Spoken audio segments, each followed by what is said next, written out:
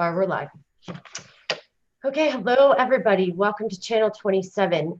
Just gonna give a little quick introduction and then we're gonna get moving. Sorry we're late, we had a little technical glitch. So I apologize for that, but today is gonna be a lot of fun because we have here Clif again from halfpasthuman.com. We also have Jenny Moonstone, who is a tarot reader, psychic intuitive, who I do shows with on a weekly basis, live readings on my channel. She is definitely been following Clif for a long time. So this is, Jenny's really excited about this and to talk to Clif, and we're going to pick his brain again today. And then at the end, we're going to ask some questions, if that's okay, Clif. Sure, yeah. A lot of Bitcoin questions there were, but we'll try to keep Bitcoin to a minimum, if that's okay. So, all right. So Jenny, you can start us off. Okay. Thank you. Thank you, Heidi. Just first, let me just get this out of the way because we all know I have to just go there. Clif, thank you so much. Heidi, thank you so much for making this happen. I'm so grateful for the opportunity to finally be able to talk to Clif on a platform that I feel so comfortable in. And Clif, I just wanted to tell you that I've been following your work since I was about 18 years old. And I'm 28 now, so 10 years. And this is just so exciting for me. And I'm so excited to be here and be able to talk to you. And so I think we should just jump right on into it, if that's okay with you guys. Is there anything else that either one of you wanted to say before I start asking the questions? No, go ahead. No, that's fine. Okay, great. So right off the bat, I know that Bitcoin is a really, really hot topic right now. Everybody wants to know about cryptocurrencies. Obviously, I'm also very interested and curious about it too. But Clif, I absolutely love the woo-woo aspect of your work. That's actually what has always spoken to me the most.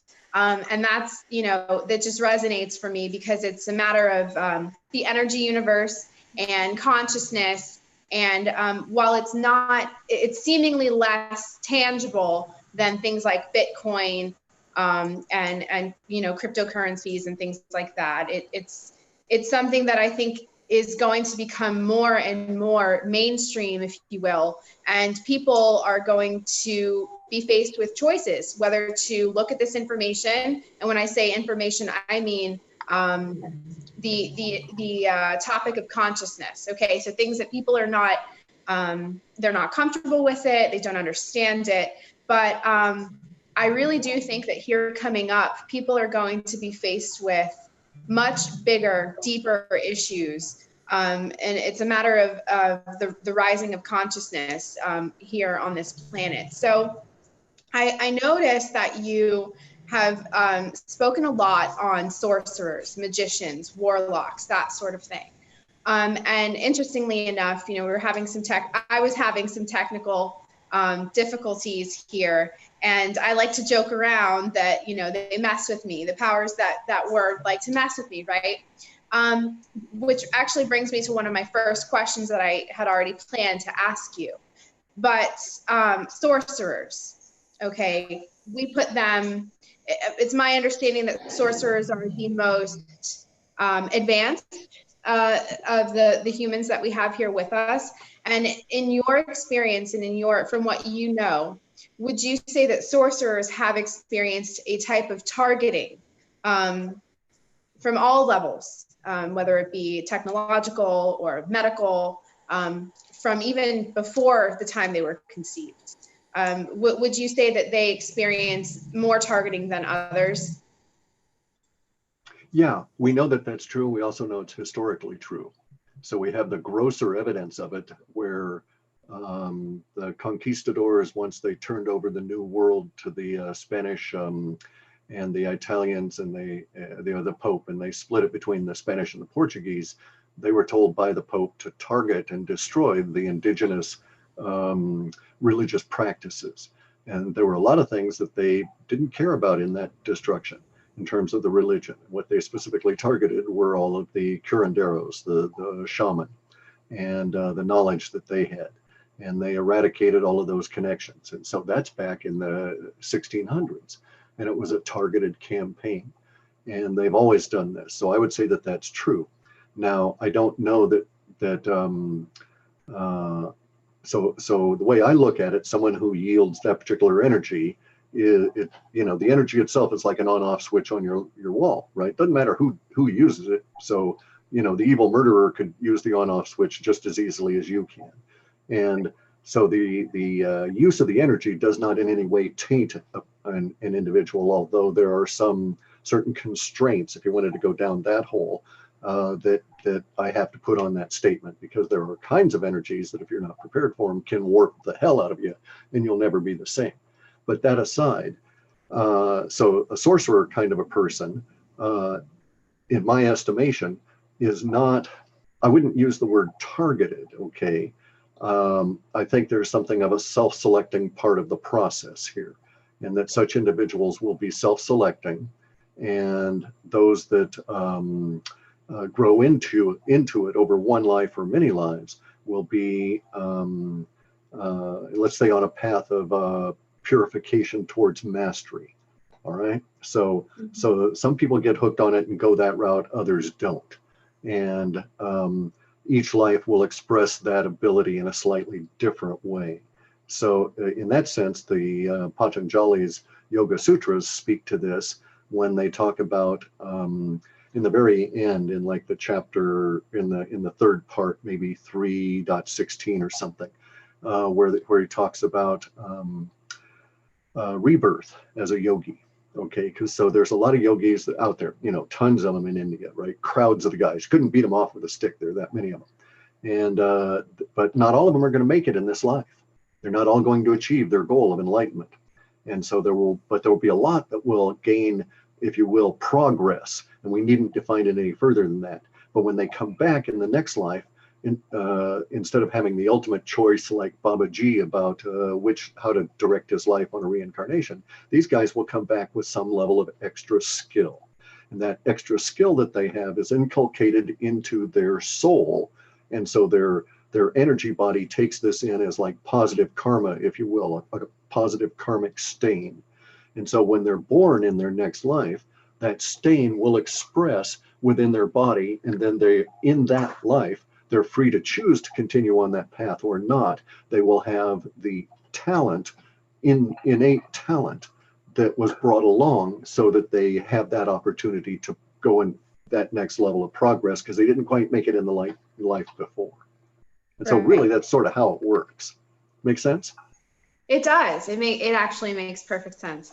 And while to some it may seem very complicated, and I'm certainly not suggesting that it's simple, I found that some of the most seemingly complex and complicated explanations are actually fundamentally quite simple. So that kind of, as you're talking, I'm brought to the concept of the dualistic programming that we're all pretty familiar with at this point. And I want to know how you feel about the notion that we are in the middle of a war. You can call it a spiritual war, warring factions, opposing factions right now. I would like to bring in the case of the election, and we can use that as an example of a battlefield of sorts where the bad guys lost and the good guys might have gained some ground. I am very curious to know how you feel about the concept of war in how it relates to what we're seeing, what we're experiencing play out right now. Is this all part of the programming? Is this all part of, good versus bad? Is that just kind of a trick, or are we really, is this genuine? Sorry if you can hear that. My dog is growling at her reflection. That's okay. Can you guys hear that? Yeah. Yeah, she's a Roddy. She's really impressed with herself. Well, and who knows how they perceive things in mirrors too. Right. You would think she'd recognize herself at this point, but I don't know. But in any case, I've heard you speak on President Trump, and I'm curious to know as to what you really feel. Not even so much about what the data sets show you, but how that makes you feel. Is this, have we gained higher ground, or is this just another layer of deception where they want us to feel that the positive faction has indeed had some kind of a victory here? No, there has indeed been a shift. There's been a quantitative and qualitative shift that's palpable. So people are indeed feeling it, and in many times the craziness is a response to their feelings because they can't cope with it, right? Right. And so, and this has also been can be particularly hard on women because frequently women are more often in a feeling state than men. But in either case, gender aside, we're certainly in a higher level of energy space. That is to say, our solar system is in an entirely different area of energy. Within that energy envelope that's going around the solar system, what the Russians started talking about in 1984 as being different, we have the issue of more cosmic rays slipping around the sun, coming back to hit the Earth, altering the weather, but also altering us, also altering the environment around us. And all of these and many other cyclical indicators, such as the shifting of the major planets into a particular side of the spiral relative to Earth behind the sun, are all contributing to a giant energy change. And the one with the major planets is 425 years gap in between, and then it lasts for 125 years. So and we're right on that. We've already transitioned. And so, the idea that we're into the age of Aquarius has meaning in the sense that there are indeed new energies. And we know that this is at a core level because in 1994, we started getting indications that there was a new type of UV ray, that they were having to redefine the ultraviolet range because of these intensity spikes that kept coming in this particular nanometer frequency band. And so they finally separated it out into not just UVA and B, but we had UVA, B, and C, and now we're into D. And type D is extremely rare, and it had never, prior to the year 2006, I think, we'd never had a recorded instance of it coming all the way down to the surface of the planet. And here we have since then. And so we know some weird energies are going on at a measurable level, right? And and so that alone tells me that that's the more grosser demonstrable aspect of what you're talking about. The energies themselves are changing. And so at one level, I'm going to say that we are indeed at that war. It is indeed an energy thing of conflicting energies that are colliding intermittently, and we happen to be caught within that conflict. And because we're energetic antennae, we as groups and as individuals are expressing our interaction with these energies that are at conflict, and harmony is sadly missing on the planet. And that's something I recognize because I trained in Aikido for 30 plus years, which is all about mind-body harmony. And so when the harmony at a general level disappears, you sort of feel it going. And so at a feeling level, let me state that without betraying anything, I can say that a guy who knows my astrology says I express my chart perfectly, and that within my chart, I was born a warrior. And so I feel the war impulses, right? And and I deal with those kind of things. And so, yes, there is indeed a war on, and it has been going on for a number of years now. And we're seeing it expressed in some really interesting ways because the nature of the war is now at a consciousness level where it'll shift for, less and less bullets trying to do the battle with the bodies. And it'll get back to that old time phrase of hearts and minds. And we're right there now with the battle in the information age.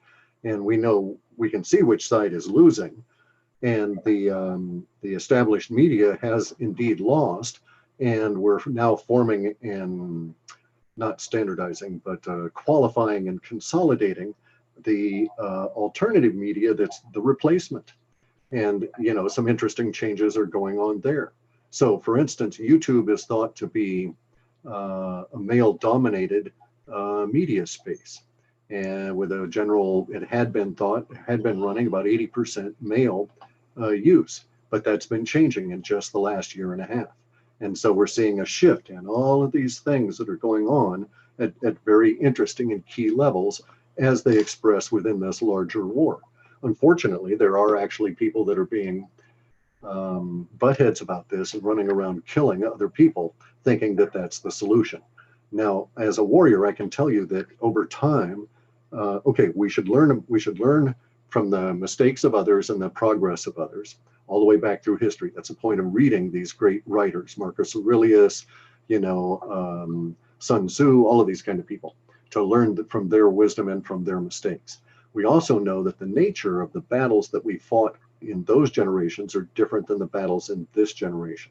We also know, we can also look in a progression and see that it was more crude, more gross, elephants charging each other, right? And then eventually bombs, and now we're at an energy frequency level where we will soon be shooting energy rays at each other. And that's a progression on the way towards consciousness to consciousness, kind of, or a war for consciousness. And I actually think, what was the guy's name? Maybe it was Sheldrake. Somebody did a TED talk that was banned because he talked about the war on consciousness. And I think that actually is the case, that there's a war against language that expresses anything other than what had been deemed by the powers that be as the acceptable standard view of reality. So anything other than gross materialism with the powers that be at the top of the power pyramid has been suppressed for at least the last 500 years. Coincidentally, we're 425 years in that cycle as the two major planets truck around to our side of the sun. And every time they do this, major upheavals. And so here we are again, 500 years on, 75 years overdue for a major social revolution in thinking. And we've got all these new dangerous thoughts breaking out like mad all over YouTube at the same time that the planets are on our side, so to speak. Right. Oh, just fascinating. I feel so lucky to be able to, I can't believe this is really happening. And if you see me writing, I'm taking notes because as you talk, things are coming up and I want to not forget them. But first things first, you talk a lot about the hearts and the minds of people. And even the concept of the hearts and the minds of people being a type of new currency, in the sense that it has a kind of, it's so valuable and it has a type of manifestation power where the controllers or whoever seeks to control will have less use for the stuff, as I heard you say in a video that I watched, less need for the stuff and the acquiring of the stuff, and more of a desire for the hearts and the minds of the people. And because, and if I correct me if I'm wrong, the manifestation abilities of the hearts working in tandem with the minds of the people, this is what they need in order to continue on with the trajectory that they've intended for us. And that really makes a lot of sense for me. And so it makes so much sense that they would deploy all of these weapons, and that's exactly what they are, in the medicine, in the diet, technological interferences. I mean, it's amazing what they've been able to do in order to corrupt and redirect and rechannel the natural, innate manifestation abilities of the heart and the mind of the human being. And so when you talk about a war, that's kind of what I'm talking about, is that the consciousness, they are working so tirelessly to manipulate the consciousness, and so that we may manifest for them the timeline or the outcome that they so desperately want. One more thing also, you mentioned about the UV rays, a type of UV ray that before a certain time had not been recorded. We didn't know that it existed. Would you say that this would allow for interdimensional beings to become visible to the naked eye in a way that was not, that we weren't able to see before. Not as a rule, no. Okay, I wouldn't say that that would be the case, but I would agree that it might be epigenetic as to whether or not we can see those things. So Right. people don't understand how powerful epigenetics is, but epigenetics is the process by which, you know, the trees shed their leaves and dogs grow thicker fur for the winter and then lose it in the spring. All of these major changes to your body at a manifestation level are epigenetically triggered. You know, the turning of a tadpole into a frog is epigenetically triggered. And so if we can, so it might be theoretically possible that certain epigenetic triggers over time would allow the eye to see ultraviolet. But the idea of interdimensional beings at that level has to be considered as an outgrowth of thought. And so unbalanced thought, if you will, okay? Okay. Okay, so when someone channels, it's very few people actually understand what that process is, okay? There's basically two kinds of it. It's related to the idea of interdimensional beings because they actually exist, okay? And they exist in multiple different kinds of forms. Some of the forms are more solid than others. Some of them are able to be photographed. For instance, there's scientists out there that can photograph these strange worms that fly in the upper atmosphere that appear to hover over military installations and look down on nuke bombs and stuff that can be hundreds of kilometers or hundreds of meters long and are apparently floating. We don't know what this life form is, right? But we know it is a life form because it behaves as though it is, and so we're making that assumption. All right, so let me see if I can get in there without getting too muddied about all that. Please get muddy, Cliff. Please. Okay, No, all I'm right. really interested in that because I'd like to know about the channeling big time. Okay, all right, Yeah. okay. All right, so there's two different kinds of channeling. One kind of channeling is basically a fraud, all right? And it's the kind that the psychiatrists frequently encounter when they're attempting to do hypnosis, because you have to understand that the mind is your computer, your software, it's wetware.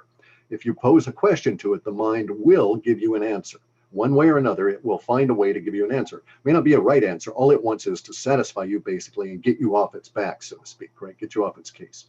So one kind of channeling is where they open up their mind and it's like, let's just say, extremely enhanced imagination, all right? Where they just let their imagination run wild and just start spewing out whatever the hell comes on into their imagination. Now that's, usually you don't see people that do that as professional channelers, if you will, people getting paid as channelers or involving themselves as channelers. Okay, so the other type of channeling is a different process entirely. That process goes at a certain stage the same way as meditation, which is the removal of the discriminating mind, the removal of the thinking mind from the process, but leaving the reactive mind they're still working, so your body is able to take thoughts and speak them out and so forth.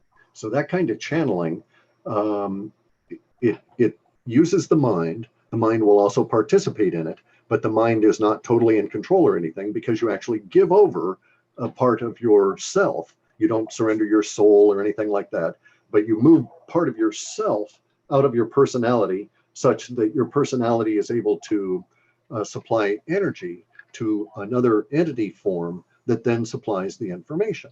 All right, so this is what Bashar does, right? The guy who's channeling this, the space day, somebody, yeah. Daryl Anka, that's his name. Yeah.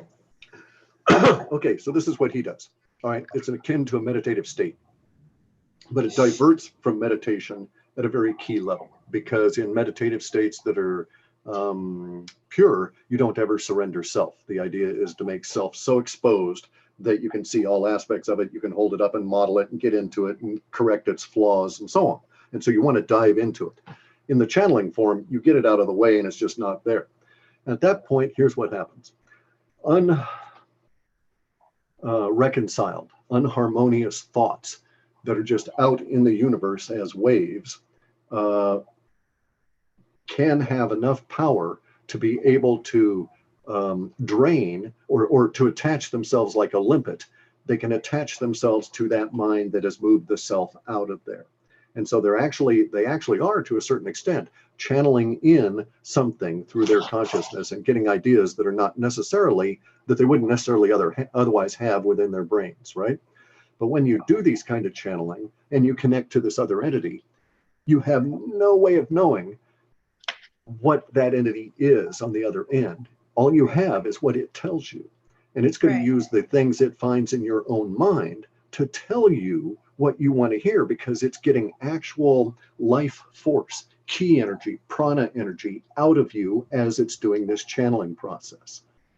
Okay, so I've observed channels that were professionals that made their living at it in in real time, in real life. I've been in a place where they've been there and I've been able to see them. And this was when I was doing lots of Aikido and I was extremely sensitive to the auras and so on. And you can actually see, if you're very sensitive to auras, when these people are channeling, you can see this sort of strange effect. And the strange effect is this distortion of the aura, where their natural aura dampens down and only goes to one side of their head. And then there are like these threads that come out of the other part of their head and go off into this sort of little foggy area that's up a ways. And the larger the audience, the more there is audience participation, which is also required because these energies want more, or these entities want more energy from the people because that's what is their life force for the period of time that this goes on. That's why they're desperate to give you what you want, so it'll continue forever, right? And so during that period of time in large audiences, you can see this entrainment as their ki force is directed through, and you can actually see it in the auras if you're sensitive to it. And it really creeped me out. And at the time, being heavily into Aikido and meditation and so forth, I was very sensitive to my own body and to its responses, but I was also very much in control of my core selfness, my I-ness. And so I don't participate with channels. I was there as an observer because I was curious. I wanted to see, what the hell, guys, what is this? And so I've seen it twice. One of them is a very professional channel that makes, $8 or $10 million a year or some huge amount of money, or used to, and that's over here in Yelm. But I've seen it twice, and it's the same effect in both cases. And you can sort of sometimes see it with Bashar when they're in an appropriately lit room. It'll even come over with some of the fluorescent light distortions if you're able to actually look at that level, so to speak, right? And so it's a dangerous practice, all right? Because here's the thing. It's said within certain literatures that where it makes sense that those who are channels in this life, in their next life, they are going to pay the price. And the price is they're not able in that next life to determine the difference between reality and unreality. And so they'll live as basically a twisted, mentally deficient kind of a person. And it'll express itself frequently as schizophrenia. And so my brother may have been, very actively involved in that kind of art or practice, in previous lives. There's a lot to think in the overall construct that the yogis have, that this is a correct understanding. So it's dangerous to do, basically. Dangerous to do, certainly. Okay, so when you say previous life, the way that I understand the construct of time is that we experience it as linear here, from our, skin suit, walking around, very carbon-based 3D bodies. But would you say that time, we say previous, present, and future lives, but my feeling on it is that we experience these lifetimes all parallel, all at the same time. What are your thoughts on that? A little more complicated than that. Okay. We do see, we talk about events and time and stuff in this life in a linear fashion. And so I would agree with you there that perhaps the wording of previous is inappropriate, but it gets tedious to say another body's life. Okay. Right. And that's really what is happening. Perhaps and I say this perhaps, a more accurate way to think about this is that time is a loop.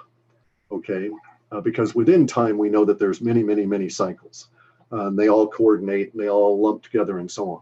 So it may be more appropriate to think about it as a loop. And so within that construct, you have to understand that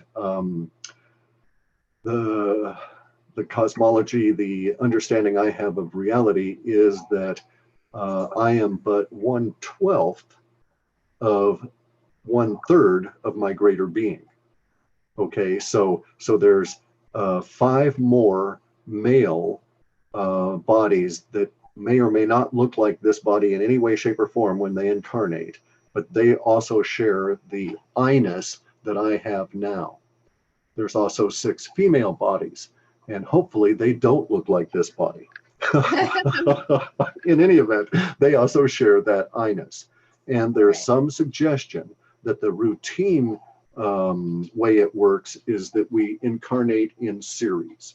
So male, female, male, female, male, female, right? And it just goes that way. Now, the idea of previous or next life is perhaps inappropriate. So one way to look at it is if we're on a loop, on a big ellipse, and I'm born at this chunk of time, when I next incarnate, I will be on another part of that loop, but that loop, it will have some expression of linearity, but it may have restarted again by that time. All right. And so the incarnation, it's not as though you die and then you're born 5 years later or 10 years later or whatever. All right. So you die and the next in line in your series, so to speak, then gets incarnated and takes on your intuition and some of the tasks that are appropriate to that incarnation. And you go into this period that after your heaven and your hell, you go into this period where you have your long rest. And the more you are energetic in a life, it is thought that the longer the rest is. That's not a perfect situation all the time. So some people are born very rapidly, and we see them becoming both very powerful, but also really, really, really whacked out because they didn't have a long enough rest. All right, this accounts for why a lot of people, especially those that are high energy, big key that you would see out in a public kind of an eye, a lot of these individuals will, in casual conversation or through some of their mannerisms or whatever, betray that they have an affinity for a particular time in the past. All right, so someone will say, like, oh, I love wearing the puffy shirts, that kind of thing. And it's because they were involved with piracy in the 1500s and they've reincarnated again, but they have an affinity for that last time they were alive as a pirate, right? Some people, it might be 3,000 years old, history of ancient Mesopotamia, Egypt. This is why we see a lot of, the handmaiden of Queen Nefertiti regressions and all of that, because now here's the way that works. You go to get age regressed, your mind will answer that question of what were you in a previous life, et cetera. And it'll give you the best possible answer that it can to satisfy you. And all of it will be 100% bullshit, but it may also be quasi-accurate in placing you back at a particular level of time. And that may be its only peg towards reality, and everything else is made up to fit your particular personality and what it needs at this moment. But it may be accurate that indeed you were alive in that particular time. Well, sure. I mean, how many times have we heard people come forward and say that they were, they were some kind of, everybody was royalty in a past life, or everybody was, king of everything and everyone. And Cleopatra. Yeah. Cleopatra. Like how many people could have possibly have incarnated as Cleopatra? There's definitely a type of, the brain loves to trick itself. I totally understand that. I do readings, okay, and I have been asked to do past life regressions. Now, this is not actually something that I particularly enjoy doing, although I have stretched myself and pushed myself to go there. But what I have found was a pattern. And what I found was that while reading a client and delving into that, sort of swimming around there, the first impression that I will get regarding somebody's previous life, whether it be, if I'm trying to explain a type of landscape or a type of garb or, physical features of or a scene of some kind. what I have found was that what I was getting an impression of may have been the life experience, the lifetime experience that that person was being most influenced by, or perhaps that period, that snapshot, that cell memory may have been a mirror of sorts of what that person was experiencing now here in this life. Because I have heard you say in the past that past life regression is actually quite phony. It's really not something that it's inaccurate. You can't do that. And so that made me question, what is it that what are those impressions? Is that just my brain? Is that my imagination? What's going on here? Because I know that I'm not just making these things up. I get these. Sure, and it makes sense. It makes sense, and you're quite correct. Okay, so look at it this way: the person you're talking to is an antenna. All right, they're what's known as a standing wave. The fact that they think they're solid is their own mental issue. Okay, but they're a standing wave antenna, picking up thoughts and stuff and broadcasting them out. You happen to be a particularly well-balanced, sensitive standing wave antenna, and you're able through and you're able through induction, because you're close to them, you're able to induce in your standing waves a sympathetic ripple to what's going on in their standing wave. So that makes perfect sense. It also makes perfect sense that your impression is 100% valid, but we can never know what the source is, whether it arose out of their mind 100%, or in fact actually was expressing some temporal peg to what's going on, right? Mm-hmm. So questioning is good. I wouldn't discount the impressions at all. And then there's another aspect of this. As a standing wave antenna, we're not particularly necessarily well tuned to our own interpretation. And so say that it's true that you pick up a temporal peg, that you can feel that some person, and I'm going to say that I would think that this is very valid, that both that the temporal pegs exist, and I can show a mechanism for that within the karma understanding, but also that they would broadcast this out and you could pick it up. But still, your mind is going to have to form a picture to get the impression as to when that actually was for you. And so what can it do? It'll hunt in images that already exist in your mind to say, oh, this person is in a short leather skirt and has a short sword and is in some kind of a carriage, right? And you think, aha, chariot. And so because that was the point, was to pull out these images that would give an approximation of a time for you, right? Sure. I like to call it my roller deck of symbols. Exactly. And all that is my brain has a library of symbols that I understand, and I filter what I'm getting as to the best of my ability. And it's an agonizing, painstaking process to translate through my self-admittedly limited filtration system and try to articulate that through my vocal cords, what I'm, the impressions that I'm getting. And I think it's that way for most psychic intuitives. I'm speaking mostly for myself here, but I think your thoughts on this are just absolutely fascinating. Heidi, how are you doing? Good. Poor Heidi, yeah. Well, I know I'm a charter. I'm not really into the energy, but it's good to know about it because when you were talking about the channeling, I'm curious to know what you do. Would you consider channeling would be speaking in tongues? No. Okay, consider that. Okay, speaking in tongues. That's psychosis. No, and actually, it could be that, right? Okay, it could be that you're have a mental issue and you're speaking in tongues as a result of that, right? But that's the kind of channeling where your mind is attempting, if you're attempting to do this deliberately with the snake handlers in the South. I've been to some of those meetups, let's just call it that. And these people get into the speaking in tongues and all of that sort of thing. And they actually attempt to induce this fugue state in their brain. And this is what comes on out. But it's their mind doing it. So it's the first kind of channeling, the almost false sort, right? It doesn't involve the connection to other kind of entities. But insofar, let's divert for a second and say that Jenny's form of stuff is very akin to what the Taoists used to do and what they would believe in, right? And that is the sampling of the zeitgeist this moment. and they didn't use the word zeitgeist, but in their construct, it was like the idea that the Tao that can be named is not the Tao. But I'm saying the pulse that can be named is not the pulse. By the time you say the word, that pulse that you were thinking about has already happened 44 trillion times. However, this kind of awareness sampling is using our standing wave antenna, taking a snapshot of it at that moment as a representative example of where the rest of universe is and how those vibrations are affecting our standing wave antenna. And this is an extremely valid approach to guiding your way through reality.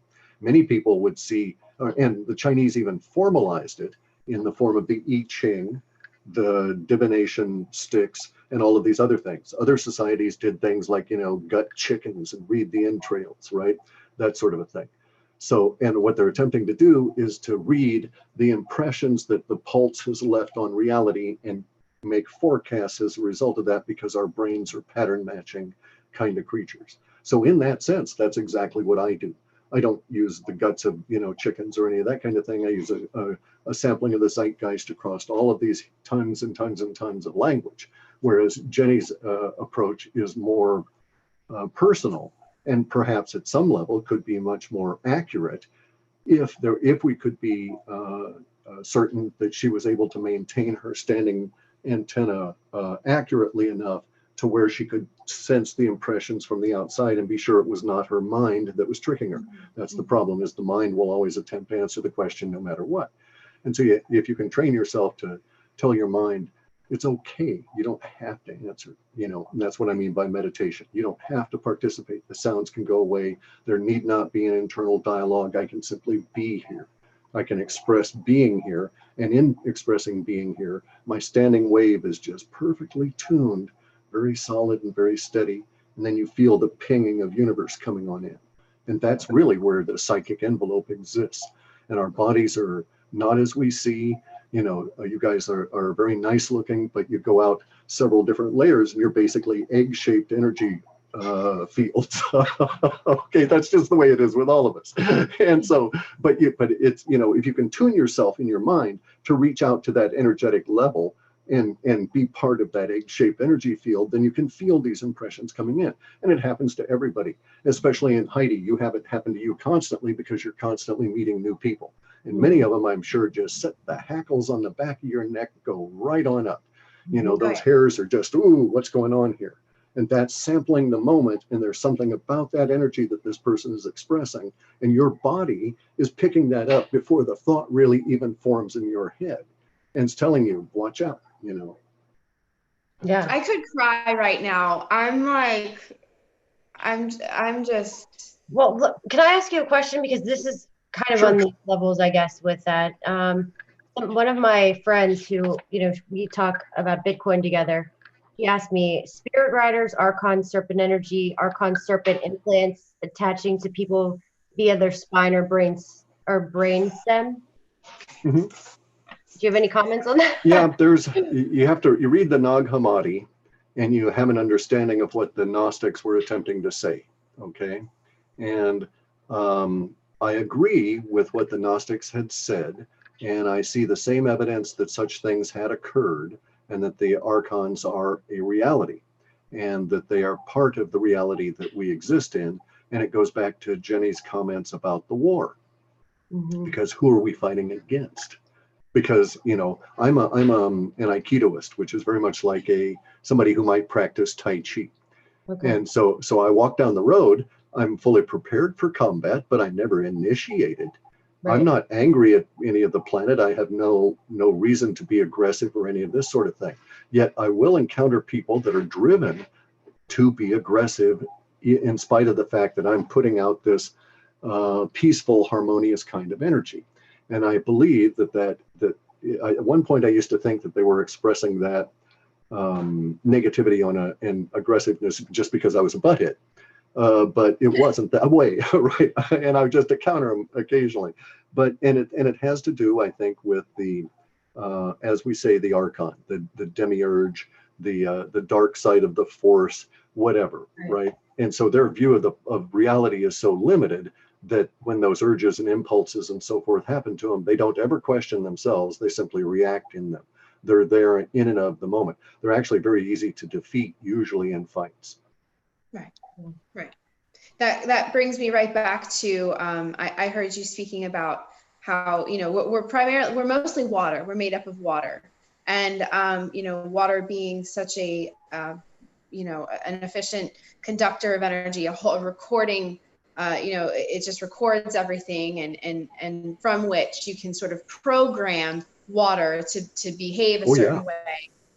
You know, people that are simply unaware, walking around, sort of lending their energy to whichever power can you know, gain the high ground and sort of tell them what to do. I think you know, we look around and so many people are living that reality. They're just sort of drones. They can't help it though, just as you were saying earlier, you know, it's the pollution of the food body. You know, you've got to really devote the energy to making sure your diet is healthy in order to overcome this. You've got to work on yourself, and look at all of the other influences for all of the people in your generation where they've been bombarded for years with the most sophisticated, mind-twisting advertising we could devise. Well, you know, here's the thing, and perhaps I'm a little bit cynical and negative when it comes to that, but there are few people that have been exposed to and subjected to as much programming as myself. My father, you know, is still an active member of the State Department. That's not a secret. I'm not betraying any secrets by admitting that here. Anybody that knows me, I'm open about this. I have a wonderful relationship with my family. But the truth is that I was raised in that. I went to Roman Catholic school in Rome, Italy. I went to the Vatican every other week on a field trip. And I should have been exactly what they told me to be. And I fought the system. I paid the price. And so I don't make any excuses for anybody. You choose the life that you live. You choose to overcome your programming, to find out what's really going on. And so, and also I just wanted to say that I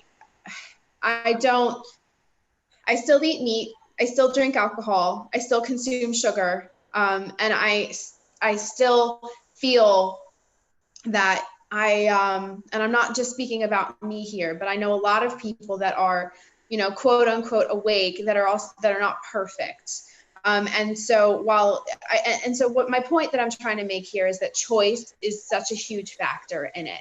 Millennials, you know, my generation, absolutely, we've been subjected to all kinds of stuff.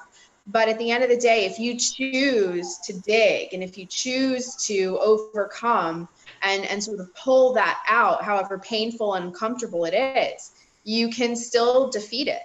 Well, certainly, no question. You're 100% correct. But also look at this. That is an extremely difficult thing to do, perhaps the hardest thing to do on the planet. And so you're to be commended for fighting against it. As somebody else that was born into the system, you know, 18 years in the military before I was legally old enough to enlist, right?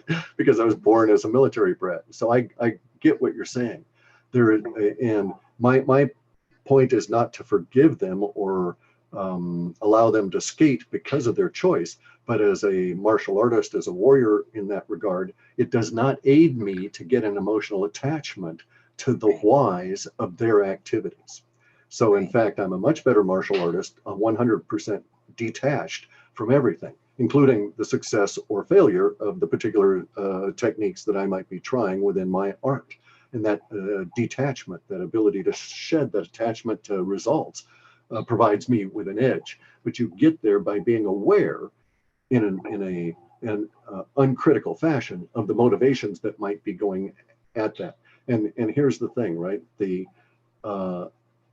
best thing a warrior could ever do is to, the most trickiest, hardest task a warrior can ever achieve is to take your enemy and turn them around. Okay, so that you've got them working for you against their former people, right? And so this is the ultimate expression of what was known as Budo, which was the martial arts of the Japanese, was to be able to take the enemy's spy and make them your spy. And you ask anybody in military intelligence that's ever been involved in the counterintelligence part of it all, when you turn somebody, you've got a weapon that is just, it's the top, it can't be beat. And so I give them no quarter for their choices, but I recognize that the influences that are on them, because those influences help me in my battles with them, right? And so in that sense, it's sort of the truth is as it is, all right? And we can deny it all we want, but we can't deny the consequences of it. And so it's a very powerful thing. And if I can hold myself to a particular level of truth that I apply to myself, as well as to others, then that gives me enormous power in any battle with any other. Make sense? It makes great sense. I love that. Mm-hmm. Yeah. So we were definitely going to go there. You both know, well, I don't know about you, Clif, if you were anticipating it, but Heidi definitely knows that we were not going to get through this show without mention of the pedophile syndicates. And, you know, this is what has pushed me into speaking out, was the breaking of Pizzagate, what was discovered in the WikiLeaks.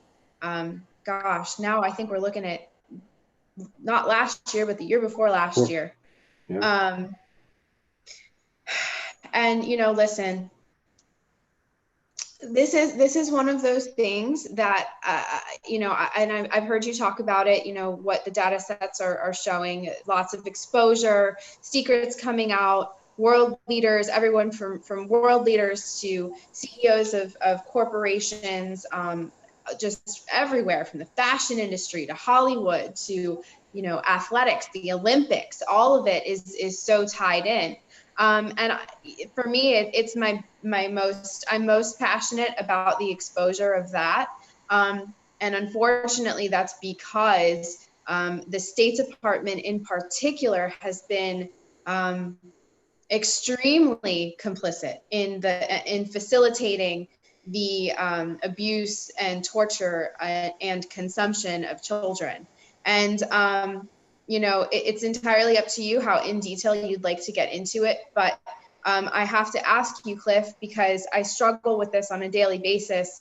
How do we how do we even attempt to begin to explain to the people that we love and care about? Because we can go about this quite callously and quite abrasively, explaining this to people that we don't really know, you know, on YouTube, social media. We just tell them, you know, shock value, get it out there so that people are listening. But in terms of talking to people that we care about, smaller circles, and really, that's how you make a difference, is you get the hearts and the minds of people behind the purpose. Can you explain exactly what it is that they're doing to the children, the mechanics of it? Because it's not just about sexual perversion. It's not just about adults that are sexually attracted to children. It's far more sinister than that. It is a siphoning of energy, a manipulation of energy, and it's something that they absolutely need. It's a parasitic host relationship.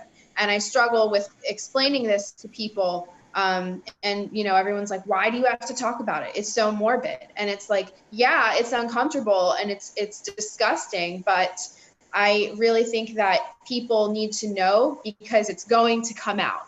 So I feel like it's been my job. I've put myself in the position to be the asshole that talks about it all the time and ruins, you know, makes everybody uncomfortable. Because when it does come out, I don't want people to be shocked to death. I want people to be prepared so that this information is accepted and not rejected. Because if people are not ready, you've got to give yourself a break, though. Okay, right. I understand how passionate you are, but you're not going to be ever able to control that. Others will accept it or reject it as they choose. Universe provides what you need to struggle against, and you need to look at it internally. I think you're 100% correct in what you're doing, but cut yourself a little bit of slack in the sense of present, but don't take it on to yourself emotionally as to how they react to it. You're not going to ever be able to control that. You don't know what their internal and standing antenna, its images and everything that are in there, and how those are going to be brought up and so on, right? So, and look at it, we can look at it this way. We're looking at a perversion. So let's examine a good case, all right? A good use case, so to speak, and that then can be led into an understanding of a perversion at this stage. So there's this concept within tantric yoga. And the concept is that in the act of sexual intercourse between a man and a woman, that there is possible this bidirectional energy exchange that may indeed even be replicated within our hormonal structure. I've just never seen it analyzed and mapped to that. But the tantric yoga guys say that there's this exchange of energy and that both parties benefit from this. And that this exchange of energy is, that as the Chinese understand it, it builds your Shen energy, which is the combined key energy, the sexual energy, and what's known as the Jing, or the combined, the composition of itself. It's greater than the sum of the parts. Okay, so this exchange that actually occurs energetically goes through the vagus nerve system. Which connects all of these various different parts of your body, except for the adrenals. Okay, it does not touch the adrenals. It's not connected there, and that's where all this goes. See, so now the idea is perverted among these individuals to where they've taken this concept and they think that through domination and through certain practices that are able to be done, that they are able to extract energy from an unwilling participant, and even extract longevity and or youthfulness, which is why they want to attack kids, right? Because from the time you reach puberty, certain vibrational changes occur in your ki force and in your Shen energy and so on, and those energies are less susceptible in their minds to being able to be stolen than at younger ages, and that's why they choose to assault the younger ages. That has gotten seriously perverted, because it goes all the way up to the idea now that in the process of this, that they can get the adrenal glands to produce this heightened state of hormones being excreted from them if they can do all of this under a state of trauma. And then they harvest the adrenal glands, and this stuff is distilled, if you will, extracted and made into a drug, which I think is taken intramuscularly, but I don't know. But the idea is basically that perversion taken to its ultimate stage, which is the harvesting of humans, not for their organs, but for the output of the organs, as, if you will, a distillation of the universe at that particular time, in an attempt to distill that energy and then get something out of it. Like all kinds of things with humans, you get addicted to these kind of activities, and you get addicted to them whether they're successful, whether it's valid or not. And so there is that response to it all. And if you look into, you know, the literature that we have around Satanism and all of these kind of things, you discover that a lot of it goes to this same idea of unwilling energy transfer, the idea of an energy vampire, you know, drinking the blood and all of this kind of thing. Yeah, there is a lot of that. They try it with blood baths. Now they try it with, you know, the CEOs of some major corporations have young kids that they transfuse blood from them just to gain this edge and so on, right? They're going at it the wrong way, in my opinion. But that's the core of it all. And now, in terms of getting people to accept it and getting the idea across and all of this, I don't know that it's a subject that is easily brought up. I don't know how hard it is to get it to induced into people's minds, but I know that once you get onto this particular path, you lose friends really quick. Okay, because people can't hear. It's not that they don't want to, they simply are not ready to deal with this kind of stuff. And that's why I think we'll get to a situation where, as we are now, where a lot of it is just being cleaned up by people that are doing it quietly. You know, we hear about the cases as the various pedophiles are brought into court and so on. but we don't hear about any of the investigations ongoing, the people involved, or any of that. Yet it's going on all over now because the shackles have been taken off since the power structure is shifted, and the protection that was laid on to the human trafficking by the powers that be has been rolled back to some degree. There's cracks in it. And so each crack widens as it's more successful. And so it's going to build over time. And that's what we're going to end up with. Now, it's going to take us several years to go through this. And even we must acknowledge that here we have a situation of like Chucky, son of the Queen of England, right? So Prince Chucky here, his best friend was Jimmy Savile. All his whole life, all his school life, all his adult life, his best friend was a necrophiliac, harvesting pedophile who had carte blanche throughout English society. This is not a secret. This is well known. And yet you don't see the English reconciling themselves to this at all. If they were to reconcile themselves to this, one would immediately say, if you're hanging around with a pedophile all of your adult life, especially with that level of prestige and power that you have, then you're likely involved with him. Prove to us you're not. And either way, we should see the destruction of the House of Windsor and the removal of the royal family, the confiscation of all of their wealth, and the freedom, the release of all the lands they own, and so on. And that should be the way it would react if they were dealing with this very terrible situation that they've got within their own ruling structure. But we're no different. You know, we can't say that Obama spending money for pizzas and hot dogs is any different than Jimmy Savile. You know, and it's also a violation of the law or of an administrative code. It's illegal Right. for the White House to spend money on outside food. They're not supposed to do that ever again, you know. And so here we have in their own notes that they're doing this at huge levels. You know, $64,000 of pizza for a weekend for 6 people. Little goofy there, that kind of thing, right? And so we need to examine it all. And the problem is, like I say, is that it's not going to be particularly easy, and it's going to be really ugly for a lot of people to try and accept this, or to deny it even. Because it is coming out, and it's going to keep coming out, and it's going to keep rolling up and getting higher and higher and higher within the power pyramid. And that's when, well, we're seeing it now. You know, you bring up Oprah Winfrey, and now the hashtag is she knew. Well, 6 months from now, it might be she be pimpin', because maybe she not only knew, but she participated. Absolutely. And then 6 months after that, maybe it's, she be in prison. Here's hoping. Actually, that would take a couple of years. It would take a couple of years, I think, for the trial. But wouldn't that be a rather delicious trial, no matter how gory the details? Oh, yeah, absolutely. And you mentioned the veil being rolled back. And you also, you're a warrior, you're a warrior spirit, you're a warrior in mind and body and soul. And I feel the same way. I feel as if I can smell their fear. I can smell it. It's in the air. And tastes good. I feel, it does. It does. And it gives me power. I feel stronger and braver than ever now. And so it's my nature to want to attack viciously.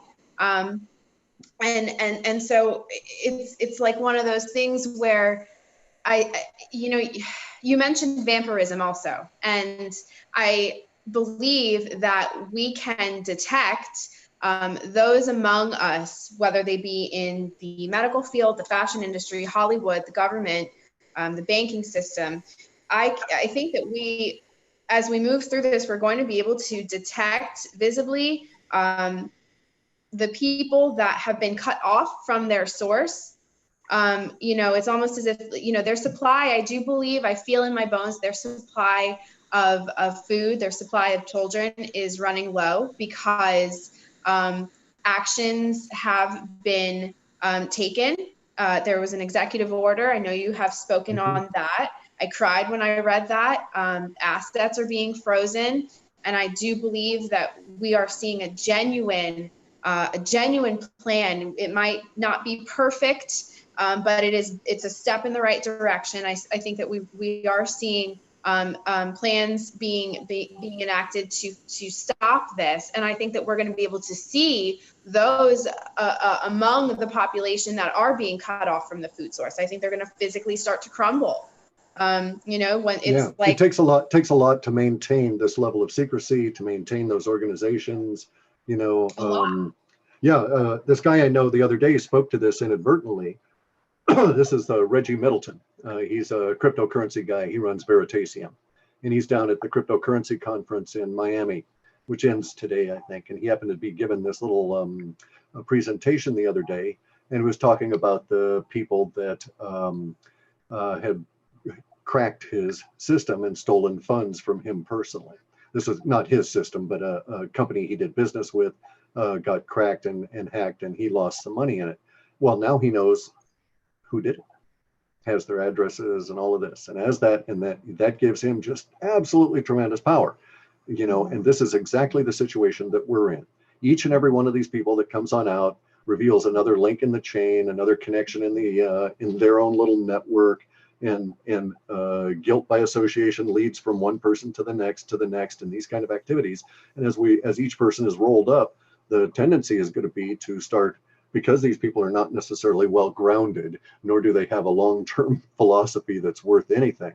They're in prison, and they're in a situation where they're going to just start speaking everything they know about everybody, trying to cut themselves a better deal. And this is the process by which it goes. This is why, by the way, I didn't buy the idea that there would be thousands and thousands of sealed indictments, because it takes 1 or 2 or 3 or 4 of these guys to actually be rolled up and put in prison before they really start spewing in. Then it leads to that next layer, and then there's a bigger flush of it. And so really it's much more like the a major investigation in organized crime. And it's the first guy that gets you the next 2, and then you get 6 from that, and so on and so on. So that's the process. It looks like it's going to go for a number of years, and the trials are going to be very interesting. Those that in fact actually end up going to trial. A lot of them will be not involving any kind of contention. These individuals won't be able to dispute that they were guilty, and they're just going to, you know, end up just basically accepting what happens to them. They won't try and fight it a lot. So it's going to be interesting to see how it plays out with the ultra highly placed that can get all lawyered up, because at some point they're going to have to realize it's a losing proposition. They may have a lot of lawyers, but they're going to just answering these charges in public, even if they deny them, or it's going to basically doom them from that point forward. Secrecy is the whole thing for these guys. Oh, secrecy, absolutely, secrecy, and that veil of secrecy has been lifted. And you know, I think that oh my gosh, I had a thought and it was gone, totally gone.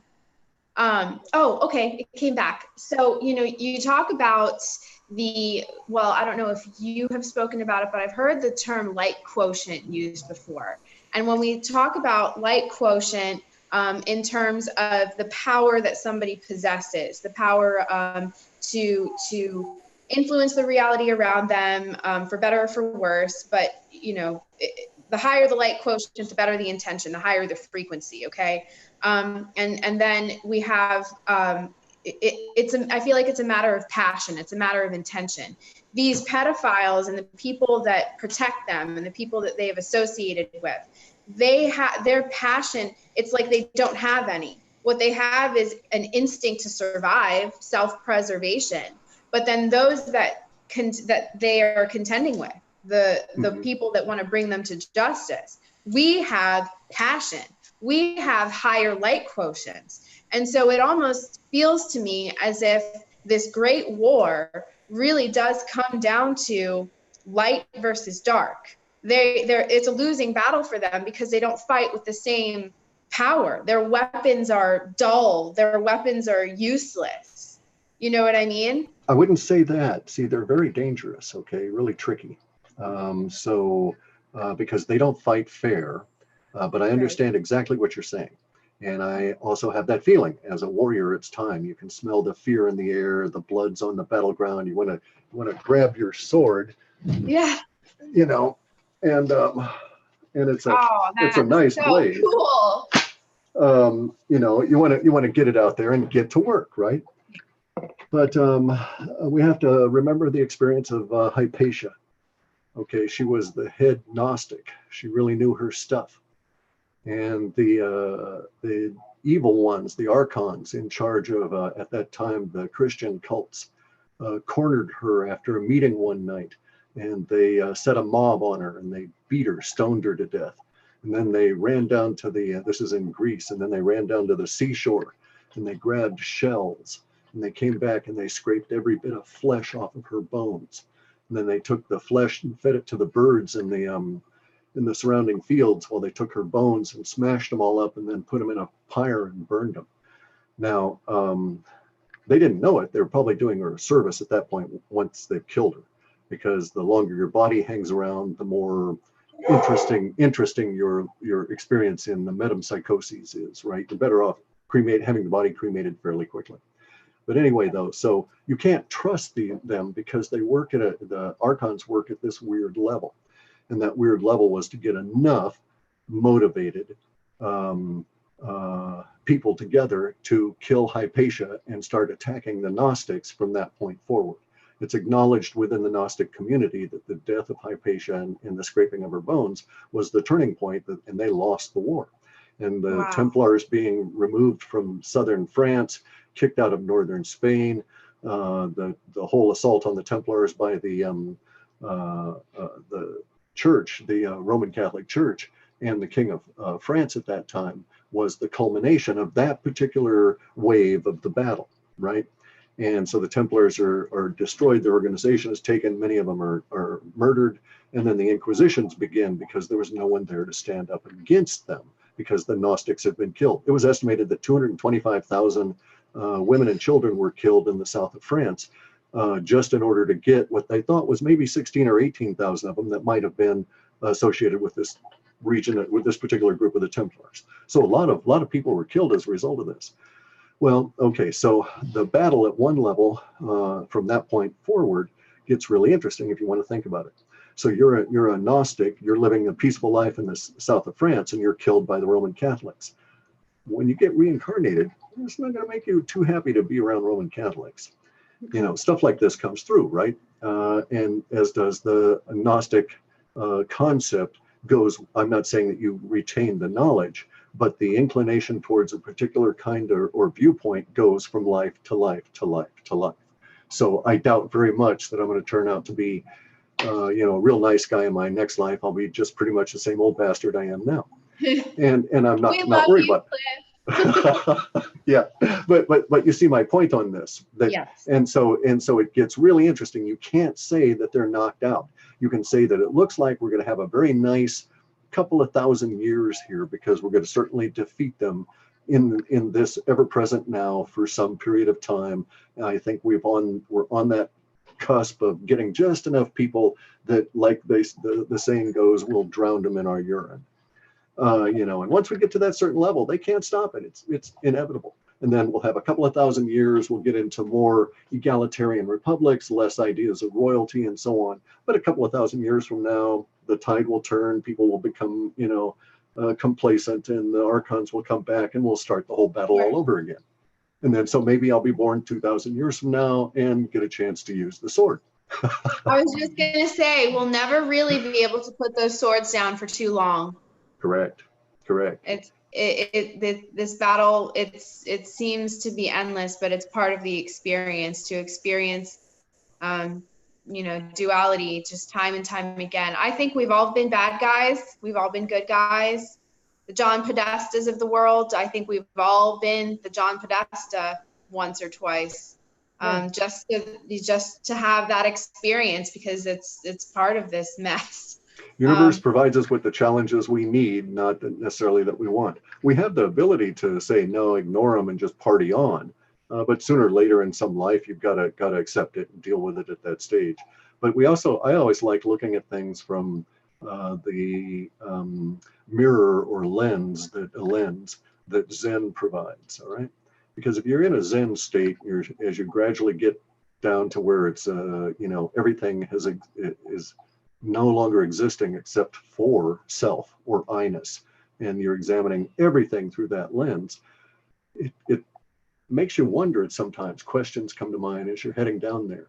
So universe obviously made me as I am.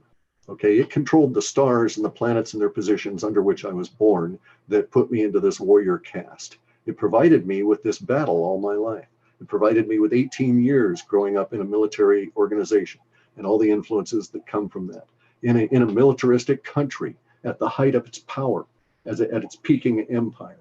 So universe wanted me and millions of others to be exactly as we are. And so universe has, so in that sense, for a long time, I questioned the value of who I was relative to that particular impulse, because it's not good to be a warrior when there's no active war around, and war is wearing, and there's all these reasons not to participate in it, and so on. And so it would be nice to be at peace, and so and be able. It would be nice to be at peace, but in examining it from the larger perspective, I've got to say, universe needs and has created me under all these circumstances with all of these prompts to be as I am. And so the best thing I can do is to harmonize with universe and take it up to that next level with consciousness being expressed in harmony with that underlying principle. So I've tried to become the best warrior I could at every different level, self-examining, self-sharpening, so to speak, and all of these kind of things. And so we have to examine, what is universe? In essence, you're saying, I am a tool of universe. What kind of a tool am I?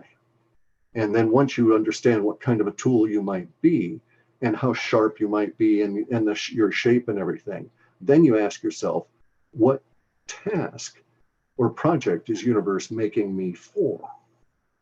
And that's when things get really interesting. I think that's where a lot of us are at right now. That spark or that catalyst. And I certainly feel that Pizzagate / Pedogate was, proved itself to be a catalyst for so many of us that were born with that warrior spirit, we endured similar programming, similar conditions from birth, very militant, very, there's a lot of priming going on. And then it became clear what was going on. It became clear, our enemies revealed themselves. They had faces, they had names, they had motives. And in that defined us as well, in a sense, not entirely, but in a sense, when it comes to the mission, when it comes to, how we can help facilitate a positive outcome, a positive solution. And for me, it's the kids. For me, it's all about the kids. I mean, Pizzagate and reading into spirit cooking and what it is, it brought me to my knees. I've never felt more defeated. I've never felt that kind of despair or misery or anger in my entire life. And it broke a lot of people down for a long time. But from that, we derive power and strength to move forward. So in that sense, it was a blessing. I'm not sure how much time we have left. I have to charge my phone here, so just excuse me for a moment. If you two want to chit chat, I'm in a smooth location to get myself to an outlet. Next 20 minutes, there's a couple questions, Clif, Sure. about. Okay, so now down to business. So now numbers come. Okay, I knew I was with a rough crowd. Okay, you've killed all your trolls and now onto me. Okay. No, for me, I guess I want to know what you think. This is my question personally. Once Bitcoin circulates and it's done, right? What do you think can you explain to me what that means? What does that mean? Like, what's going to happen after that happens? You mean when all the Bitcoins have been mined? Yeah, when they've all been mined. Well, we'll still have dozens of transactions, and now we have things like Rootstock, in which there will be smart contracts running on the Bitcoin network. So there will still be an incentive for miners to mine, because they'll still be making money, because people will still pay fees to want to run their smart contracts and do their Bitcoin transactions. And at that point, Bitcoin goes into the category of a really solid digital asset of a known quantity. And then you have the total scarcity factor that pops in. Yeah. Okay. And then, I was saying earlier, because I've been studying like Amazon charts, because some people are asking me here, like, how do you believe in crypto? Yeah, I'm studying cryptos with astrology transits, like on a daily basis. I'm watching them go up while I'm watching my charts, and I'm learning these things. So Litecoin, what people are asking here, what is your prediction on Litecoin, Populous, Pillar, and Metaverse? Okay, so Litecoin is showing in the data sets is going to a 1-to-4 ratio with, it's actually 1.5 or 1-to-5 something with Bitcoin, and becoming a very favored, and it's shown that in the data sets for some time, being a very favored point of sale in use kind of a coin. And so this is just, perfect with our data forecast is this latest news about Amazon considering using Litecoin for payments. So in that sense, it's fulfillment of the forecast we've had for some time, and it will drive Litecoin up relative to the Bitcoin price. Litecoin, everybody needs to understand, is basically a clone of Bitcoin, in which they've just done certain things to it. But basically, it's the same code base from which the Bitcoin exists. And so it's rock solid that way, and it's just a little faster because of the way that they decided to take it. And then there's a team behind it that sells the whole protocol there. Populous and Pillar, I don't have a dollar amount projection on, but I know that Pillar is going to be at a point where it's going to be the primary wallet to compete against. Okay, so if you're in the wallet business, Pillar is showing in our data sets is bringing out a lot of features that are going to make it hyper attractive to people as the early adopters start coming on in. So many of these people will experience cryptocurrencies for the first time through the Pillar wallet. And this will really start taking off March, April, May, and go whoosh with all of the activity from May onward. Okay. Now let's see, Populous is going to be a strategic hold. It's going to be a passive income kind of a generating thing. And so in a sense, years from now, people will look at Populous the way that, like we've had the phrase trust fund kids, whose parents are so rich and they leave a trust fund. This will be the kind of thing that Populous will engender. A bunch of kids that will be an annoyance 10 or 15 years out from now because their parents got so rich on this stuff. Yeah. And Ethereum, you think somebody's asking Ethereum, what is your prediction on that? Ethereum is going to be a major competitor to Bitcoin, but it's going to get up and down because of the niche that it's in. It's competing against EOS, or will be soon competing against what everybody's going to be calling the Ethereum killer, which is EOS network. But it's also now going to start competing against rootstock off of Bitcoin, because you'll be able to run smart contracts on the Bitcoin blockchain. And so Ethereum is going to have more competition. It'll have to get its act a little bit tighter, get the network a little bit better. It'll continue to gain value as we go forward. A lot of these things are going to be gaining value on the theory that a tide lifts all boats, right? And so they'll be rising proportionately, but not necessarily extra proportionally the way Populous or Pillar might, because of their individual situations. And I think everybody here should get Clif's reports, because everybody's asking like all the different, everything that's in the damn report. Yeah, go read that. Everything they want to know. But would you mind giving one small one that you think is, some little small guy that you think is a really good one? By small, you mean like somebody that's not so well known, or maybe somebody that people are asking here in this section about what they're saying, like okay. And so not as popular. Yeah, I can go into a couple smaller capitalization coins. Mm-hmm. We have to be careful though, because some of these things I like just because I like the code. It's well expressed. That doesn't necessarily mean it's going to have a big market adoption, right? But we could say that in general, those coins that are related to the interaction of the cryptocurrency world with the fast food world, the McDonald's world, the bread and butter world, where you can swipe your card. Okay, so if you're looking at so payment systems that allow you to spend your cryptocurrencies on real world stuff are going to be a real solid investment. They're going to be that would be like owning AT&T stock in the 50s, 1950s. Okay, because AT&T was a transport layer for this new burgeoning world of commerce that was conducted over the telephone. Most people don't understand it, but prior to the early 1950s, commerce for telephones was actually relatively rare. And it was the introduction of the national grid in a particular way that led to the idea of even being able to do any business on the telephone. And then ultimately look where we're at today. And so imagine that the payment layers are going to be like AT&T of the 1950s. And so that would include like 10X, Centra, and a few of these others that have cards and have mechanisms for spending them. Some of the other coins that are I like because of their code base and or because of their use case, and I'll mention two of them, and they both show up in the data sets, albeit at small amounts of chatter, so I can't be reliable about what is actually being forecast. But these are Monero and Cloak. Okay, and so Monero and Cloak have a special use case because they're much more private coins than is on available through Ether coins or blockchain or Bitcoin blockchain. In that sense, if I put my address out on a saying I accept Bitcoin donations or whatever, then you can actually look at that address, go to blockchain.info and see what has been sent to it. And if you knew it was associated with me, then you would be able to say, aha, this stuff was sent to Clif. Monero and Cloak have these obscuring layers that remove that ability. So it's truly a lot more anonymous.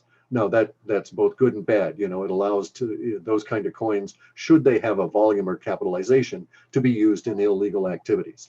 I suggest that that's not very likely because real money laundering and this kind of stuff is done in billions of dollars at the level of banks, and no cryptocurrency is large enough to accept any kind of money laundering at this stage, including Bitcoin. You couldn't stash enough. You couldn't move the drug money through Bitcoin to launder it. It would make Bitcoin go to $1.5 million per Bitcoin right away just because of the trillions of dollars of drug money on the planet.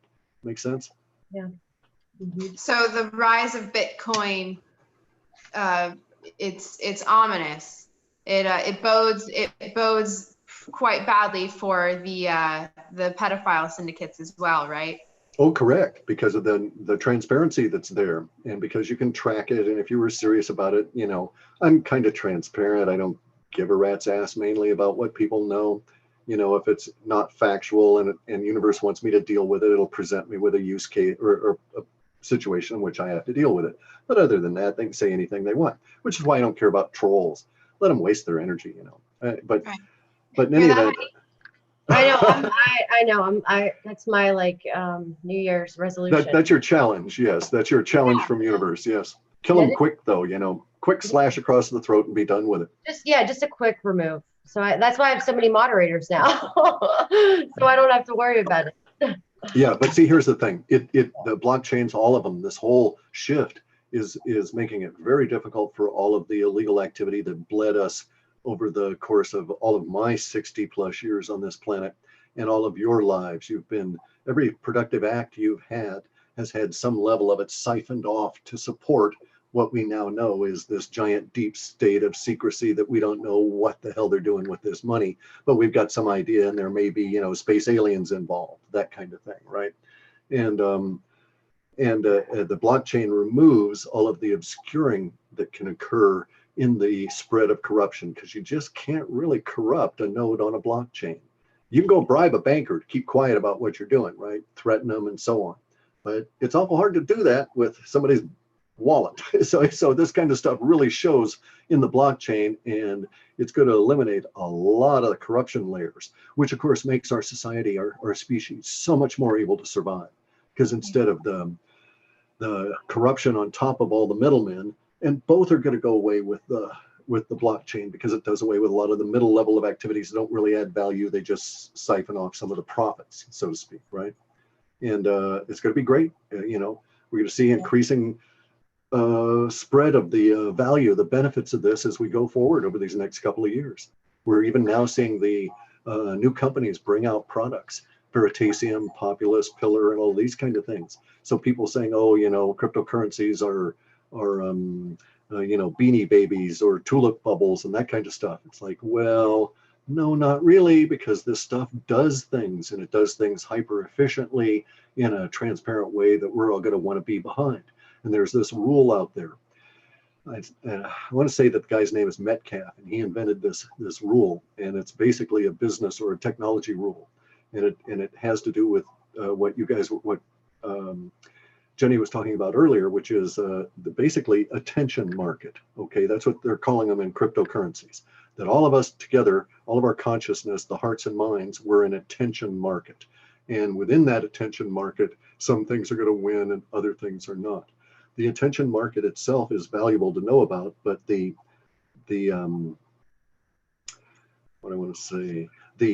manipulation, or not the success of the attention market is itself a compounding and combining kind of a process. And this guy Metcalf says, within the attention market, the more eyeballs you draw to a product, the more valuable that product is.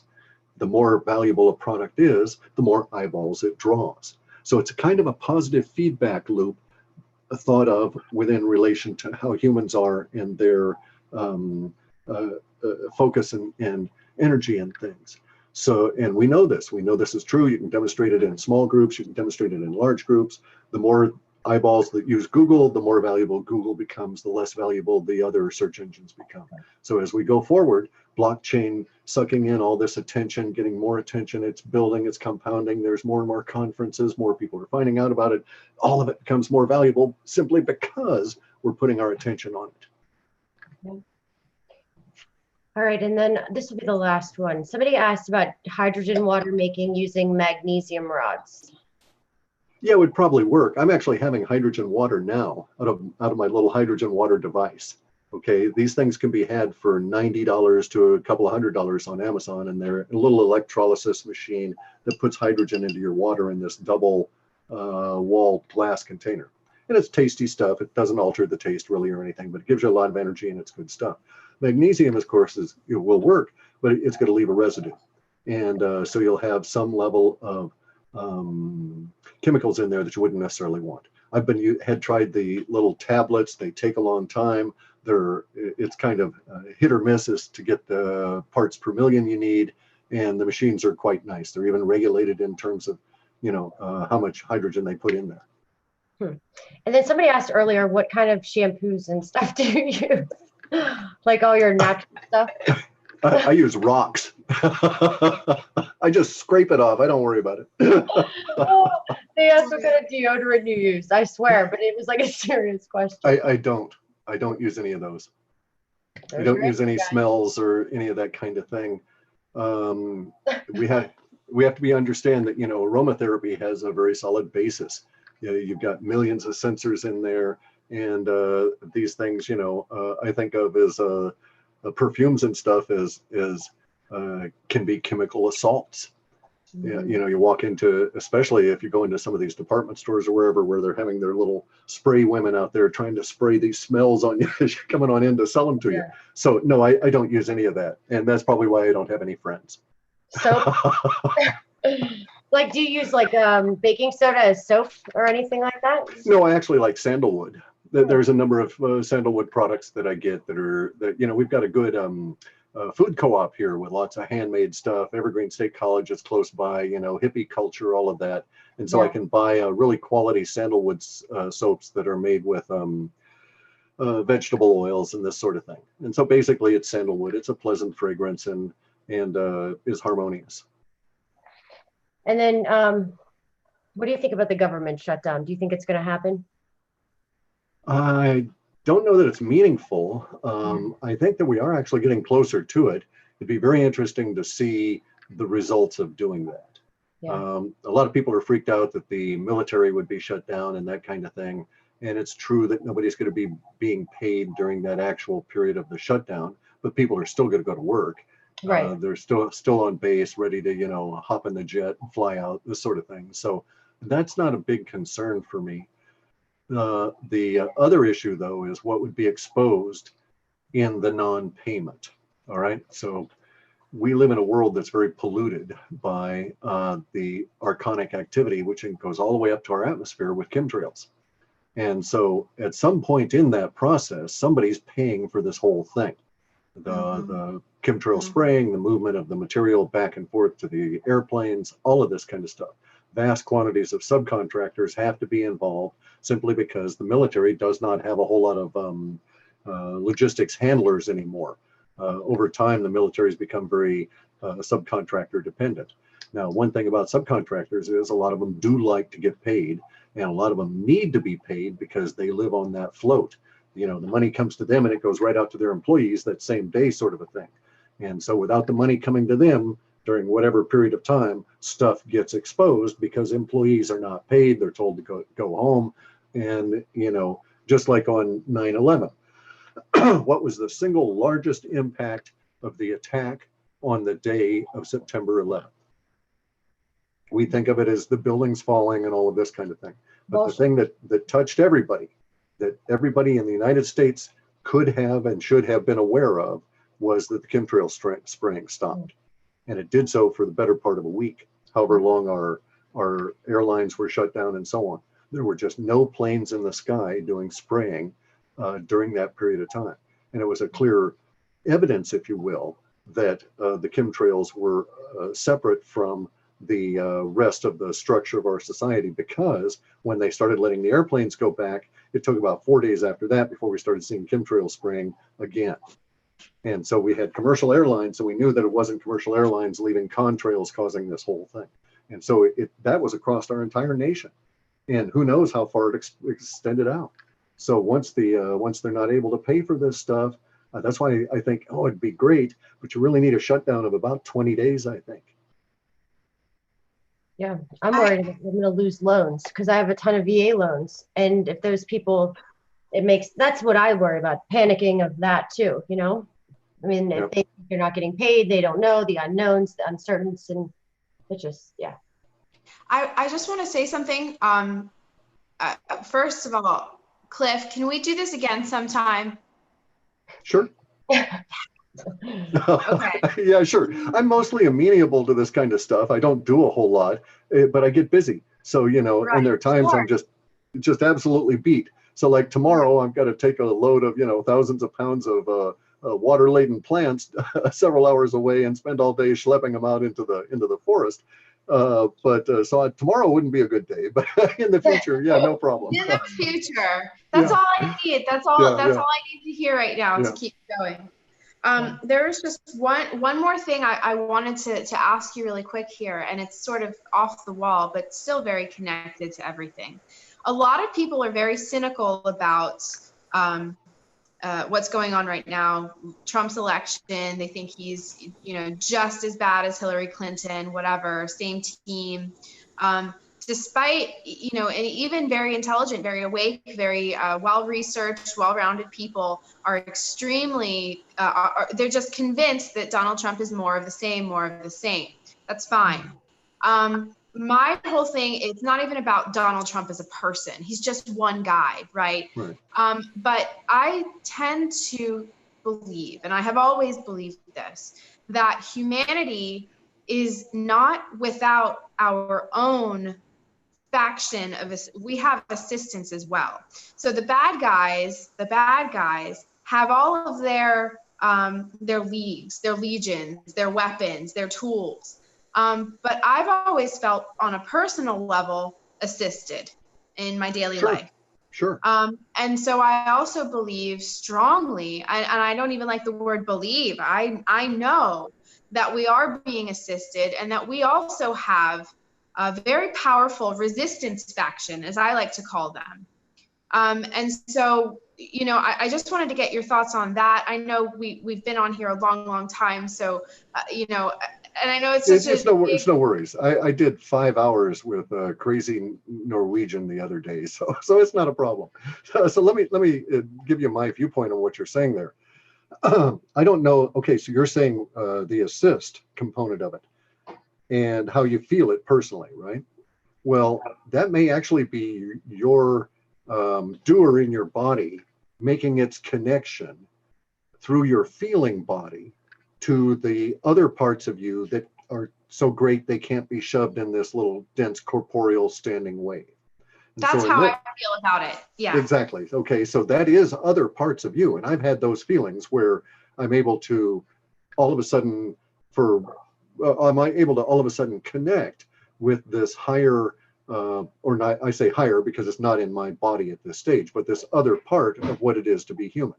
And when I connect to that other part, I get a distinctly different view of myself in my reality. And I feel differently. There's things that occur to me that I notice in a way that I didn't notice before. And if you go and read Thinking and Destiny, a quick read at only 1,000 pages, gets it right through it. You get to the point where you understand that there's the doer in the body that is broken in 12 segments.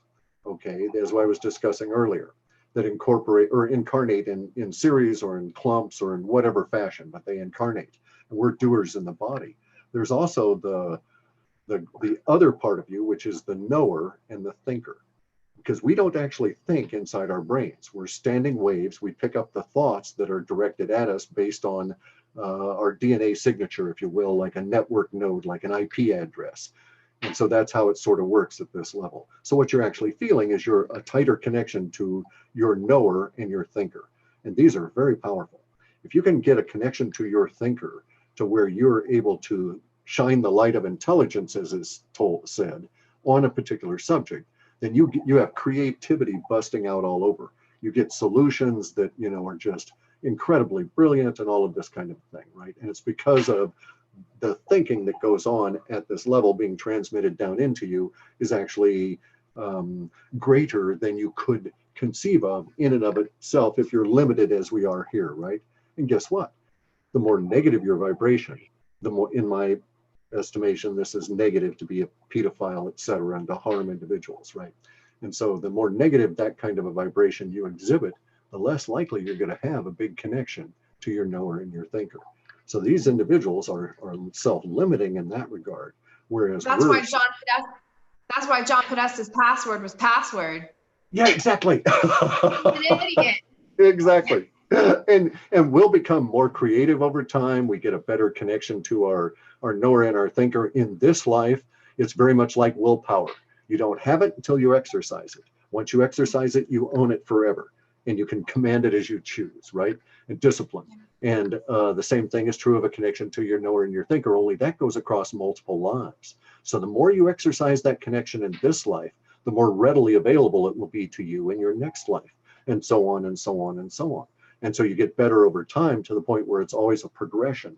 And so you get people that are extremely powerful at a very, what we would think of as an intuitive level. But in fact, it's because they've got a connection in real time to their other aspects that is much stronger than we would see in the normal society, that gives these beings their ability to express at that level, in spite of the fact that we may think in our limited vision that they're acting like an 8-year-old.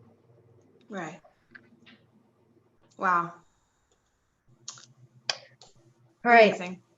Well, Jenny, you have anything else, or Clif, do you have anything else? No, I'm good. I mean, listen, I could talk, I could listen forever right now, but Yeah. This has been such a fascinating experience, such a great opportunity. I really hope the audience enjoyed it. I enjoyed it. I'm going to make myself a drink right now. Oh, God. So I take it you're not in a pot-friendly state then? What's that? Oh, I personally don't do that anymore.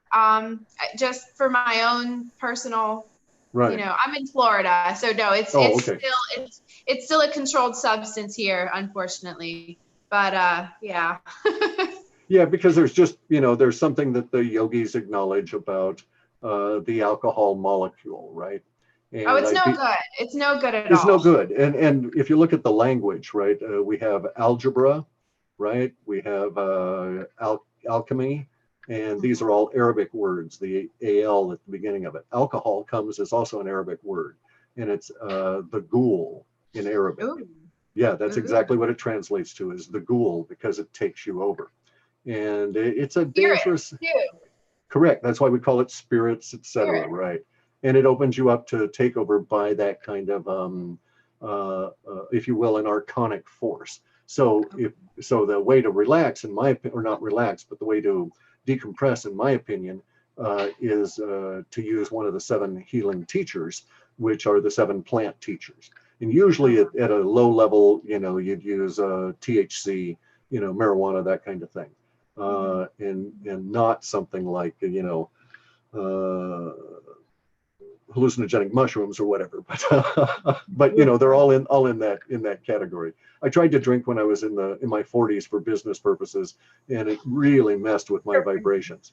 I tried to teach myself, and well, you know what it's like. I was doing business where they were flying me all around the planet, and I had to meet people on behalf of very big corporations. It was expected at dinner and this kind of thing, And then I finally got to the point where I had enough reputation for solid performance that it no longer mattered. And so I didn't wear the business suits. I just showed up in my sweatshirt and let them think as they think. But I would always produce, and they would always pay me, even if I didn't sit down and drink wine with them.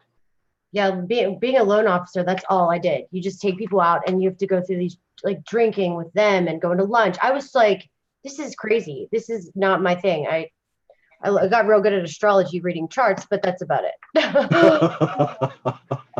It's something we all have to learn. Yeah. Well, let's all look forward to the future. We can do it again. No worries whatsoever. I got to get a few loads to the coast, though, before I can sit down again. Well, Best of luck with that, Cliff. Best of luck. Yeah. It'll be an accomplishment. It's going to take us months, though. All right, guys. Well, thank you. And thanks for watching. And I'm going to put all of our information to get readings from all of us and where you can buy Clif's web bot reports and track this Bitcoin yourself. Okay? Have a good day. Bye-bye.